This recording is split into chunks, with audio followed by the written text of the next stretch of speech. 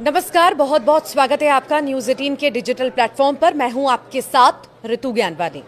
पहलगाम आतंकी हमले के बाद भारत और पाकिस्तान के बीच जो कुछ हुआ उसे पूरी दुनिया ने देखा। ऑपरेशन सिंदूर और उसके बाद भारत और पाकिस्तान के बीच बने युद्ध के हालात ने दुनिया को चिंता में डाल दिया था। दोनों देश युद्ध के मुहाने पर खड़े हो गए थे, लेकिन अच्छी बात यह रही कि दोनों के बीच बातचीत हुई और फिलहाल अब तनाव का दौर थम सा गया है। लेकिन अब ये हिसाब लगाया जा रहा है कि इस विपरीत समय में भारत के दुश्मन देश का साथ किस किस देश ने दिया। भारत के खिलाफ हमले में पाकिस्तान का साथ देने वाले देशों की लिस्ट में चीन और तुर्की का नाम सबसे ऊपर आता है। चीन शुरू से पाकिस्तान के करीब रहा। तुर्की पहली बार भारत की नजर में खटका है। अब पाकिस्तान के मददगार तुर्की को लेकर भारत में माहौल बनने लगा है। जेएनयू, जामिया सहित देश के कई प्रतिष्ठित विश्वविद्यालयों ने तुर्की के साथ हुए करार को रद्द कर दिया। इसके साथ ही देश के व्यापारियों ने भी तुर्की और अजरबैजान का बहिष्कार करना शुरू कर दिया है। अब भारत जैसे देश के बहिष्कार से तुर्की को बड़ा नुकसान भी हो रहा है और इसी बीच न केवल ट्रैवल कैंसिलेशन बढ़ रहे हैं, बल्कि सेब और मार्बल सहित तुर्की से इंपोर्ट किए जाने वाले हर सामान का बायकॉट किया जा रहा है। 16 मई को confederation of all India traders ने तुर्की और अजरबैजान के साथ व्यापार खत्म करने की घोषणा की।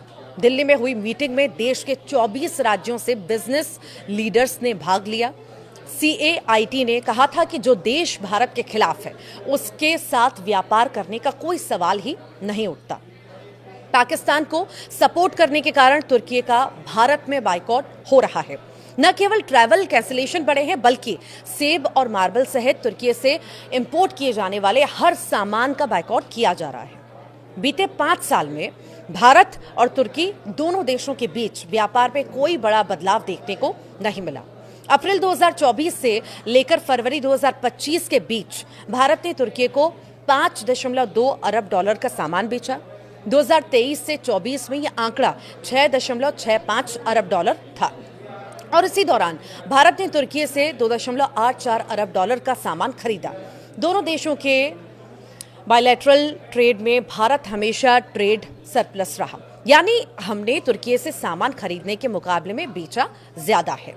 भारत तुर्की को मुख्य रूप से mineral, fuels, auto parts, machinery और फार्मास्यूटिकल्स और कपास का निर्यात करता है। हालांकि तुर्की से आयात में सोना, संगमरमर, सेब, सब्जियां, सीमेंट और रसायन शामिल है। तुर्की भारत को सेब के सबसे बड़े आपूर्तिकर्ताओं में से एक है। अकेले भारत के 5 शहरों के कारोबारियों ने मिलकर एक ऐसा फैसला लिया है जिससे तुर्की को 2000 से 2500 करोड़ रुपए तक का नुकसान होगा। भारत तुर्की के संगमरमर और सेबों के लिए एक बड़ा बाजार है। बहिष्कार से तुर्की को अपने प्रोडक्ट के लिए दूसरे मार्केट तलाशने होंगे, जो शायद उतनी मात्रा में प्रोडक्ट नहीं ले पाएं या कीमत ना दे पाएं। दिल्ली, किशनगढ़, उदयपुर, चित्तौड़गढ़ और सिलवाया से ये जो 5 शहर हैं, तुर्की से मार्बल जो है आयात करने वाले प्रमुख केंद्र हैं। इन शहरों के व्यापारियों ने मिलकर तुर्की से मार्बल न मंगवाने का निर्णय ले लिया है। ये फैसला भारत की मार्बल इंडस्ट्री के लिए बड़ा मोड़ भी साबित हो सकता है। भारत हर साल करीब 14 लाख मीट्रिक टन मार्बल आयात करता है। इसमें 10 लाख मीट्रिक टन यानी लगभग 70% मार्बल अकेले तुर्की से आता है। सालाना लगभग 2000 से 2500 करोड़ रुपए का व्यापार तुर्की से होता है। लेकिन अब ये आंकड़ा शून्य की ओर बढ़ सकता है, क्योंकि व्यापारियों ने तुर्की से कोई भी नया ऑर्डर न देने की बात कही है। तो वहीं पुणे के व्यापारियों ने तुर्की से अब सेब खरीदना बंद करने का फैसला कर लिया।